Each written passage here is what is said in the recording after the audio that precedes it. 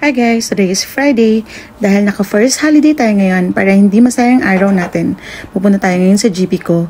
Lately kasi guys, marami na yun tayong nararamdaman. Alam nyo, pag tumatanda na. Ayan nga pala yung business ng kapatid ko. Mabungin guys, bili na kayo ah. Tapos na nga pala yung summer dito guys, kaya medyo malamig na rin yung panahon ngayon. Parang around 15 degrees Celsius sa labas. So, kailangan nating mag-ready para hindi tayo lamigin. Ayan yung jacket ko guys. Sa David's nga pala yung clinic namin guys dito sa Prague. It may take around 45 minutes para makarating doon from dito sa accommodation namin going there. Ayan, habang nag-aantay ng biyahe kasi may mga oras yung biyahe dito guys. Sakto talaga. Pag sinabing 10:45 talaga alis yung bus. So ayan, mag-powder muna tayo. Powder lang at lipstick, okay na. 10 minutes na lang, aalis na yung bus. So, kailangan ko na magmadali. Dahil mabagal tayo maglakad, kailangan ko nang umalis. So, guys, tara, samahan nyo ako. Ready na ako.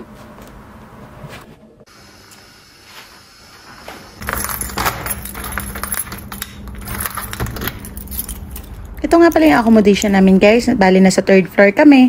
Tapos, ayan, mirror selfie muna. Isa pa ulit.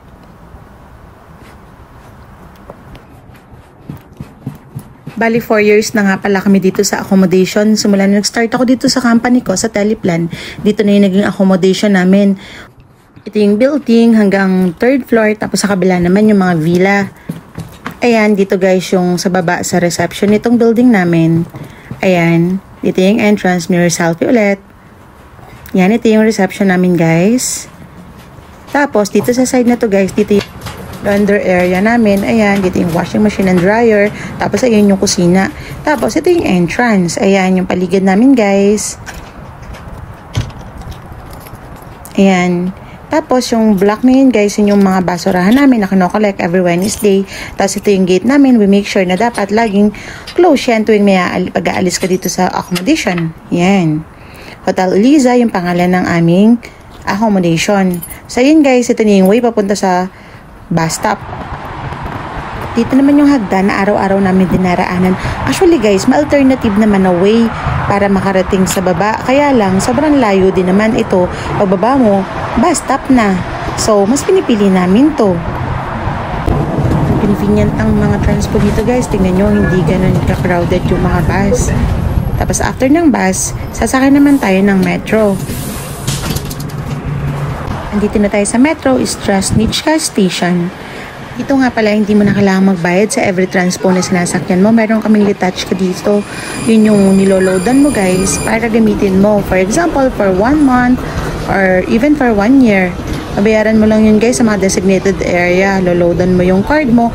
Tapos, pwede mo lang gamitin sa lahat ng mode of transportation. Yun like buses, metro, trams. Ayun, ganun lang ka-easy guys.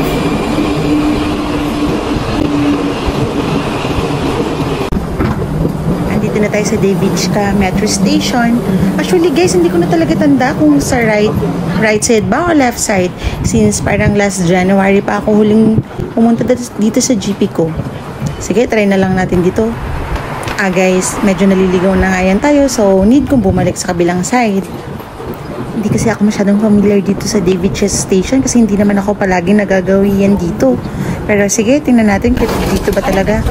Hi, sa wakas guys, dito talaga, ito na talaga, malapit na talaga ako sa GP namin.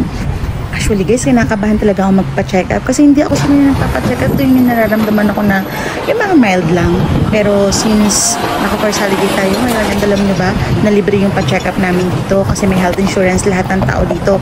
Either residents ka o mga foreigner na nagtatrabaho dito, libre lahat kasi kasama yun sa mga binabayaran namin. Yan, ito na guys, malapit na tayo. Ito na yung building ng GP namin. Ang pangalan ng aming GP guys, Young Plus and Company. Yan, pasok na tayo sa loob.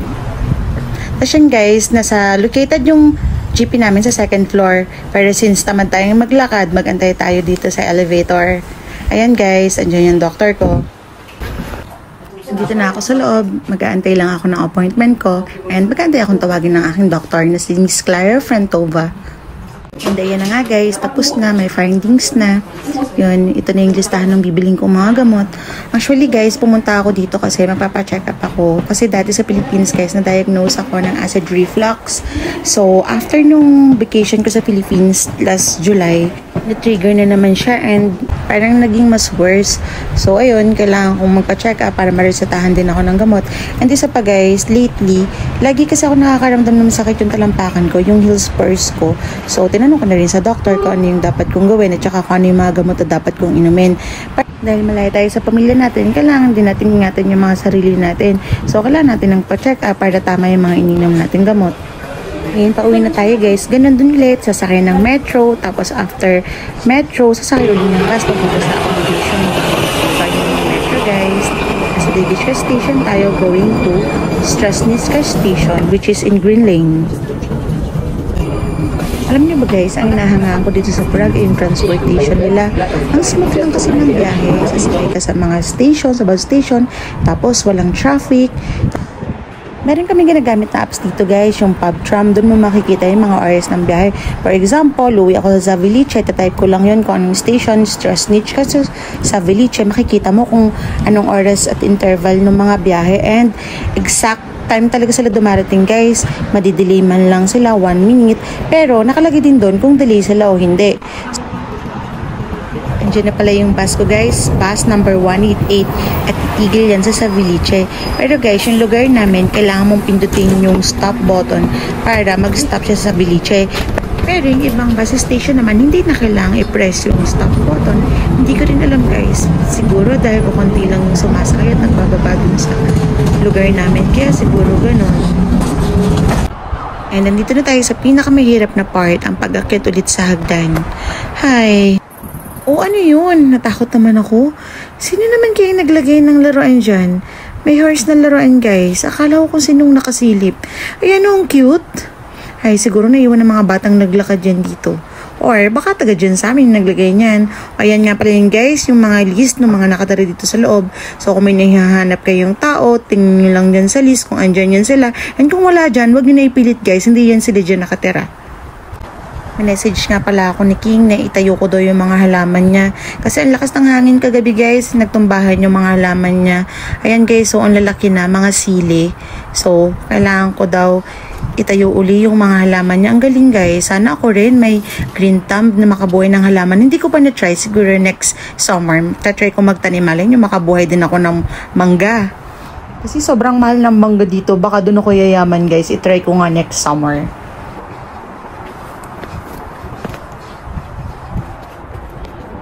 Andito na ulit ako sa room ko. Hay, nakakapagod. Ang sakit na naman ng paa ko. And, hi, I'm home. Ayan yung CR namin. Tapos, ito yung second door namin. Thank you guys sa pagsama sa akin ng araw na to. Nakapagpa-check up ako.